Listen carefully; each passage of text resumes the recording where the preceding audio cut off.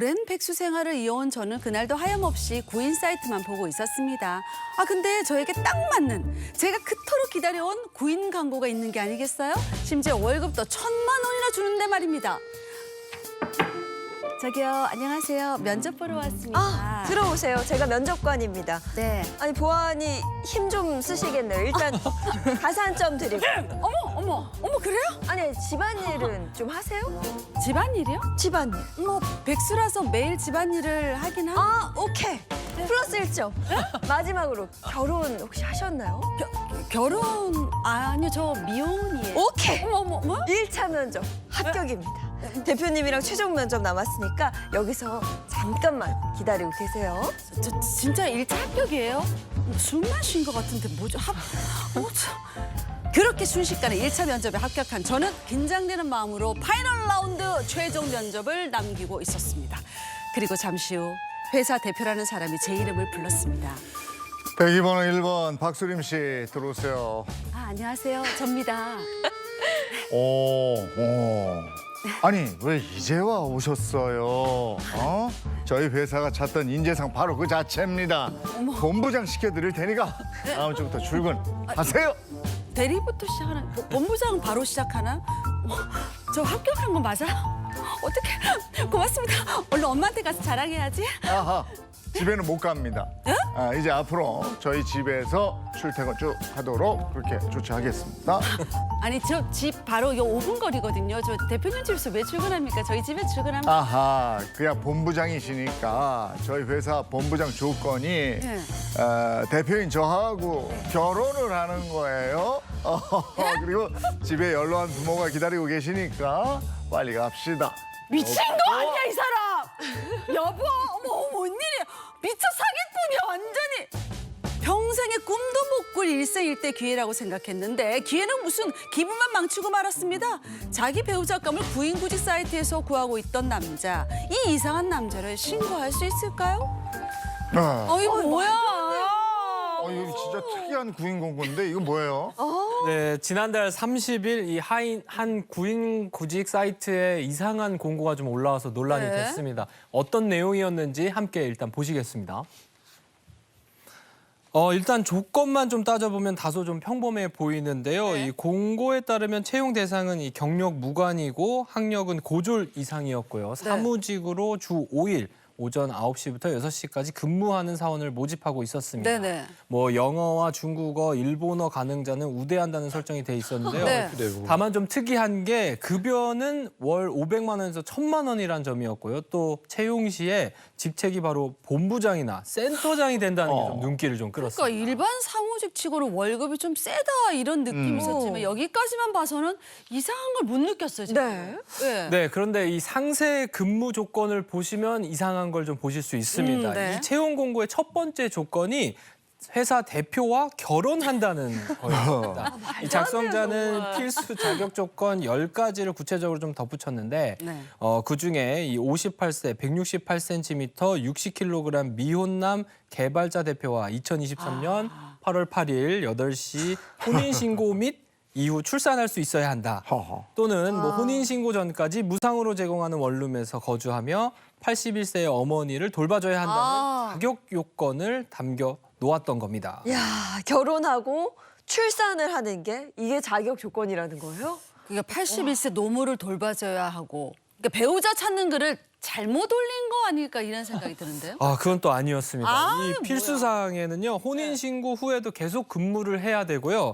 또 출산 휴가 등 모든 복지와 급여를 지급한다라고 근로해야 한다는 점을 확실하게 좀 적어놨고요. 또 나처럼 평생 이 일을 할 사람이 필요하다면서 평생 사원을 모집한다라고 적어놓았습니다. 그러니까 자신과 결혼하고 아이 낳고 그리고 회사에서 일도 하고 뭐 이런 직원을 철인이야. 채용하는 조건이네요. 아니 근데 이게 진짜 뭔지 모르겠어요. 공개 구혼 글인지 공개 구인 글인지 저희도 좀 헷갈리거든요. 맞아요. 이 공고가 알려지면서 논란이 굉장히 컸을 것 같은데요. 그렇습니다. 이 해당 공고는 사이트 내부 규정에 따라서 하루 만에 마감이 됐는데요. 그 이후에도 이 사이트에 올라와 있고 SNS와 커뮤니티를 통해서 확산이 좀 됐습니다. 결국 좀 논란이 되니까 이달 초에 사이트 측에서 공고를 좀 삭제를 했습니다. 한편 누리꾼들은요, 이 잘못 본 줄 알았는데 진짜 구인글 맞냐? 또는 뭐 1,000만 원이면 한 명은 가사 도우미, 한 명은 간병인을 뽑고 결혼은 결혼대로 해야지 그렇지. 생각을 좀 잘못했다.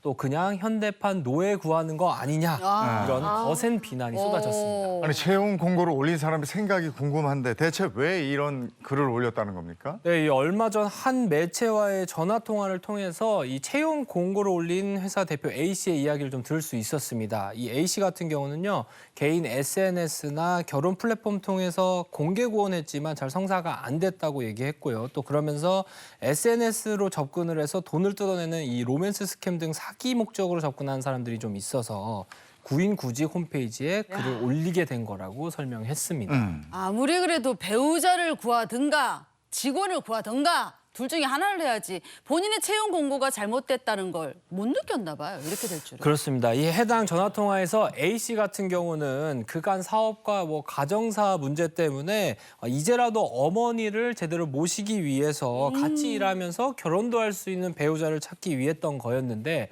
뭐가 잘못됐는지 사실 잘 모르겠다 이렇게 주장하기도 했습니다. 모르겠다. A 씨의 해명을 들어도 이게 쉽게 좀 납득이 안 되는데 이 사건 어떻게 보셨습니까? 근데 뭐 저는 이제 이런 피해자들 호소를 자주 듣는 편이에요. 왜냐하면 결혼했는데 네. 이게 내가 결혼한 건지 가사 도우미인지 이렇게 생각하는 아내분들이 있고요. 그다음에 남편 같은 경우는 내가 결혼을 했는지 돈 버는 기회가 됐는지 모르겠다. 아, 진짜. 근데 정말로 너무 황당한 것 같고 이렇게 이제 조건만 어떻게 보면 조건만 보고 지금 사람 만나려고 하는 거잖아요. 나중에 조건 때문에 큰 후회하니까 꼭 기억하시기 바랍니다. 구구절절 맞는 말이긴 해요. 진짜 내가 이런 대우받을 결혼했나 이런 생각 드는 사람들도 있잖아요. 허지원 변호사님 어떻게 생각하세요? 저도 그렇게 생각해. 아니 저는 이거 글 보고 너무 놀랐어요. 이게 장난글인 줄 알았는데 이 사람이 어떤 진지한 목적을 가지고 이 글을 올렸다는 얘기가 더 네. 충격적으로 다가오거든요. 맞아요. 그런데 이렇게 이 사람 제일 문제점은 뭐냐면 저는 이 사람이 배우자를 존중하고 배려하고 사랑하는 어떤 상대로 생각하는 게 아니라 뭔가 자기 소유물인 것처럼 그렇죠, 맞아. 그렇게 생각하는 게 아닌가 싶어요. 내가 돈만 주면 내가 이런 조건들만 지켜주면 이 사람 내가 시키는 대로 다 할 거야. 이렇게 생각하는 게 밑에 이렇게 깔려 있는 게 아닐까 싶어서 만약에 이런 생각이시라고 하면 진짜 사랑하는 사람 만나서 행복한 결혼 생활하는 거 너무 어려우실 것 같거든요. 그래서 생각을 좀 바꿔봐야 되는 게 아닌가 싶은데 아무리 결혼이 요즘에 뭐 계산적으로 비즈니스 하듯이 이렇게 뭐 조건 맞춰서 하는 사람들이 있다고 하더라도 결국에 이렇게 이혼하러 오시는 분들 보면은 서로 사랑하고 배려하는 마음이 없어졌을 때 그런 맞아요. 어려운 선택을 또 하게 되시더라고요. 그래서 이런 부분들을 우리가 한 번쯤 다시 한번 생각해보고 배우자가 막 소유물이라고 생각하는 그 생각이 커지면 결국에는 가정폭력이라든가 스토킹 범죄라든가 이런 쪽으로 발전하게 될 수도 있거든요. 네. 그래서 배우자에 대한 생각 다시 한번 우리 옆에 있는 사람들 보시고 그래. 사랑하고 아껴줘야 되는 사람이다 한 번쯤 생각하셨으면 좋겠습니다. 맞아. 만약에 채용 공고를 보고 누가 지원했다면 더 큰일이었을 것 같은데 일단 이 글은 삭제된 상황이라고 하고요. 이게 법적으로 문제가 되지는 않을까요? 근데 이제 가끔 이제 채용할 때 면접할 때 이제 면접관들이 이런 걸 물어보는 경우가 있어요. 키가 큰 것 같은데 키가 몇입니까? 이렇게 물는 경우도 네, 있고요. 있죠. 그다음에 고향은 어디입니까? 아니 부모님이 뭐 하십니까? 부모님의 재산은 많습니까? 네. 그다음에 뭐 결혼했으니까 뭐 이렇게 꼬치꼬치 사생활을 묻는 경우가 있는데 네. 이게 사실 원칙적으로는 안 되거든요. 채용 절차법에 따르면 이렇게 신체적 조건이라든지 본인의 재산이라든지 가족관계 같은 거를 물으면 안 되게 돼 있어요. 그래서 이제 모든 회사가 다 적용되는 건 아니고 상시 30명 이상의 좀 큰 회사에서 이런 절차를 위반했을 경우에는 과태료도 물을 수 있다는 걸 기억하시죠. 앞으로 면접장에서는 너가 아버지 뭐 하시노? 결혼을 했고 이런 질문을 하려면 500만 원 벌금을 내야 된다 생각으로 그 질문을 네. 해야겠네요. 그러면 채용 공고 속의 이 내용을 그 면접장에서 이렇게 묻거나 뭐 이렇게 했다면 이게 성희롱에 해당되기도 합니까? 그런가? 성희롱에 해당할 여지가 굉장히 높아 보여요. 왜냐하면 이 내용을 보면은 나 58세인데 나랑 같이 8월 8일에 혼인 신고하고 출산할 수 있겠어? 이렇게 그러니까. 물어봤던 거랑은 안 안 되죠. 되잖아요. 그럼 듣는 사람 입장에서는 굉장히 나쁘죠. 어떤 성적인 수치심이나 불쾌감 당연히 느낄 수 있을 것 같고 또 뭐 혼인 신고 전에 무상으로 제공하는 원룸에서 살아야 돼 이런 말도 마찬가지라는 생각이 들거든요. 남녀 고용평등법에 따르면 이 근로자의 정의에 대해서 꼭 지금 채용 관계에 있는 사람뿐만 아니라 취업할 의사를 가진 사람도 포함을 하고 있습니다. 그렇다고 보면은 구직자도 해당 법상 포함이 될 수 있다는 생각이 들고요. 그렇기 때문에 면접장에서 이런 성희롱성 질문을 받았다라고 하면 직장 내 성희롱 피해와 같이 일단 일단 고용노동청에 얘기를 해볼 수 있을 것 같고 또 국가인권위원회법에 따라서 국가인권위에 진정을 제기해 볼 수도 있을 것 같은데요.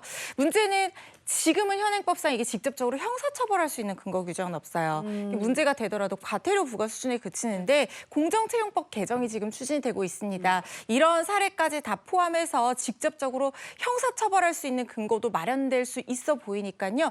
이 부분 앞으로 면접 보실 때 더 주의를 기울이셔야 될 것 같습니다. 네. 그런가 하면 예전에도 뭐 자녀를 낳아달라 이런 현수막 붙였던 그 기억이 좀 있거든요. 네, 소문이 있잖아요. 맞습니다. 두 명 낳아 잘 살자 뭐 이런 거 말고 표 말고.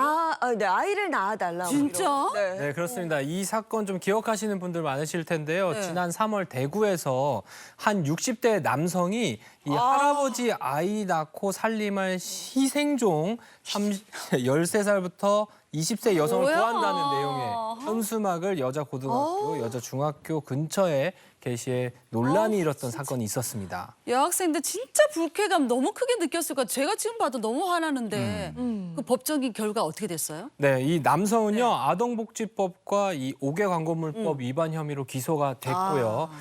결심 공판에서 남성은 대를 잇고 싶은 생각을 전달했을 뿐 누구에게 강요한 것은 아니다라면서 자신이 한 일이 성적 학대 행위는 아니라고 주장을 했습니다. 하지만 법원은요 이를 받아들이지 않았고요. 남성에게 이 아동복지법 위반 등의 혐의로 징역 10개월에 집행유예 2년을 선고했습니다. 네, 이렇게 막무가내식 혼인 또 출산을 요구하는 이런 사건들을 볼 때마다 황당하기도 하고 또 씁쓸합니다. 맞아요. 네. 아니 이게 살면서 상식선이라는 게 있잖아요. 그렇죠. 이건 상식에서 벗어난 거잖아요. 누가 봐도. 네. 내 아를 낳아도 이거 아니에요. 이러시면 안 되죠.